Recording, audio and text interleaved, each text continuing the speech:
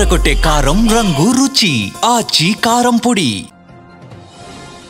Breaking news. Annapurna studio, Ramanaidu స్టూడియోలకు GHMC నోటీసులు జారీ చేసింది. పన్ను ఎగవేతపై షాక్ ఇచ్చింది. ఈ రెండు స్టూడియోలు ట్రేడ్ లైసెన్స్ ఫీజు తక్కువ చెల్లిస్తున్నాయి. వ్యాపార విస్తీర్ణం తక్కువ చూపిస్తూ భారీగా పన్నులు ఎగవేతకు పాల్పడుతున్నాయి. అన్నపూర్ణ స్టూడియో 11.52 లక్షలు ఫీజు చెల్లించాల్సి ఉండగా కేవలం 49,000 మాత్రమే చెల్లిస్తోంది. 1,92,000 చెల్లించాల్సిన రామానాయుడు స్టూడియోస్ కేవలం 1,900 మాత్రమే చెల్లిస్తుందని జీహెచ్ఎంసీ సర్కిల్ అధికారులు గుర్తించారు. పూర్తి స్థాయిలో ట్రేడ్ లైసెన్స్ ఫీజు చెల్లించాలని నోటీసుల్లో తెలిపారు.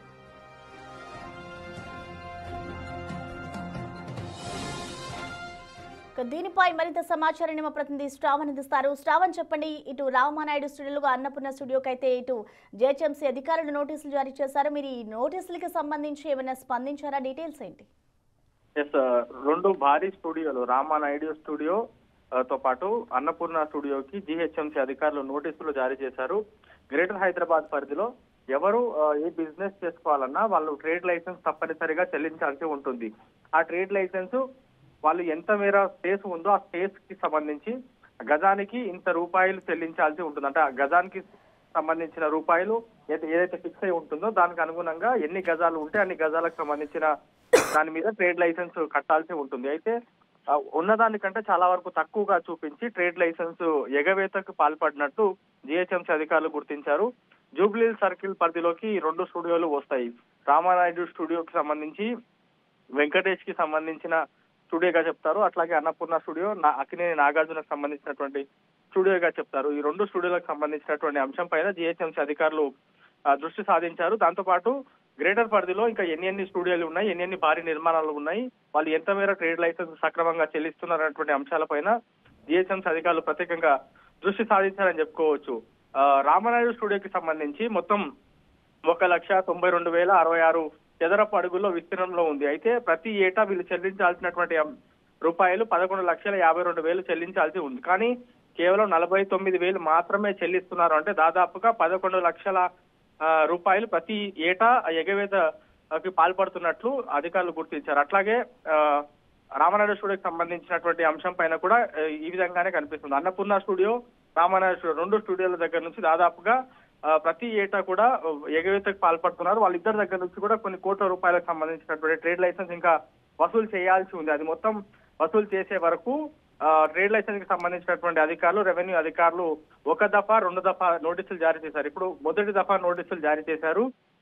దానిపైన ఎట్లాంటి రెస్పాన్స్ రాకపోతే మరో రెండు దఫా నోటీసులు జారీ చేస్తారు. అప్పుడు కూడా ఎట్లాంటి రెస్పాన్స్ రాకపోతే వాళ్ళ రెండు స్టూడియోలు కూడా సీజ్ చేసేందుకు జీహెచ్ఎంసీ అధికారులు సమాయత్తం అవుతారని చెప్పుకోవచ్చు. రామానాయుడు స్టూడియో ప్రతి ఏటా కూడా దాదాపుగా 2.5 లక్షల రూపాయలకు సంబంధించిన 2.5 లక్షల రూపాయలు ఎగవేతకు పాల్పడుతుంది. అట్లాగే అన్నపూర్ణ స్టూడియో దాదాపుగా 11,40,000 రూపాయలు సంబంధించిన ఎగవేతకు పాల్పడుతుంది. కాబట్టి వీళ్ళపైన ఖచ్చితంగా నోటీసులు ఇచ్చి ముందుకు వెళ్తామని చెప్తున్నారు. నిన్న సాయంత్రం ఈ రెండు స్టూడియోలకు నోటీసులు జీహెచ్ఎంసీకి సంబంధించినటువంటి జూబ్లీ హిల్స్ డిప్యూటీ కమిషనర్ సమ్మయ్య ఇచ్చినట్లు మన దగ్గర ఉన్నటువంటి సమాచారం. సో వీళ్ళిద్దరూ అంటే అన్నపూర్ణ స్టూడియోకి సంబంధించినటువంటి యాజమాన్యం, రామానాయుడు స్టూడియోకి సంబంధించినటువంటి యాజమాన్యం ఏ విధంగా స్పందిస్తారన్నది చూడాల్సి ఉంది. మొత్తం రామానాయుడు స్టూడియో కూడా దాదాపుగా 68,270 చదరపు అడుగుల్లో విస్తీర్ణంలో ఉంది.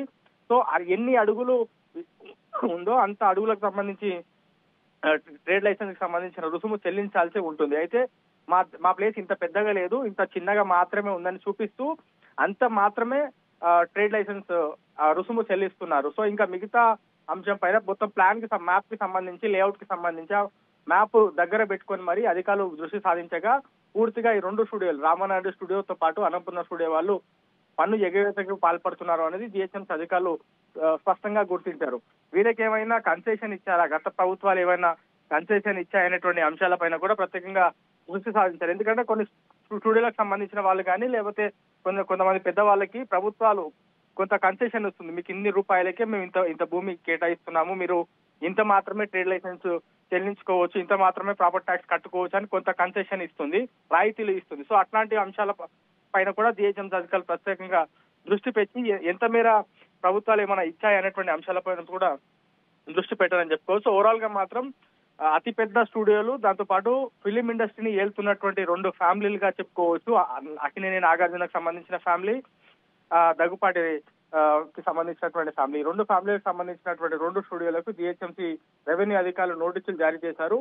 మొదటి దఫా అయితే నోటీసులు జారీ చేశారు. వాళ్ళ దగ్గర నుంచి ఇప్పటి వరకు అయితే ఎట్లాంటి రెస్పాన్స్ రాలేదు. మరి వాళ్ళ సాయంత్రం వరకు ఏమైనా రెస్పాన్స్ వస్తుందా అనేటువంటి ఆలోచనలు జిహెచ్ఎంసీ అధికారులు ఉన్నారు. ఎందుకంటే ఇంత పెద్ద రోల్ మోడల్ గా ఉన్నటువంటి పెద్ద ఫ్యామిలీలు, దాంతో పాటు వార్తల్లోకి ఎక్కిన తర్వాత పరువు కొంచెం పోతుంది, ఇబ్బందికరంగా మారుతుందని వాళ్ళు అంచనా వేసుకొని ఇవాళ ఖచ్చితంగా ఎంతో కొంత డబ్బు చెల్లిస్తారు అని జిహెచ్ఎంసీ అధికారులు కూడా భావిస్తున్నారు. మరి వారి అన్నపూర్ణ స్టూడియోతో పాటు రామానాయుడు స్టూడియోకి సంబంధించినటువంటి యాజమాన్యం దగ్గర నుంచి ఏ విధంగా రెస్పాన్స్ వస్తుంది అన్నది చూడాల్సి ఉంది. Right, thank you Shravan.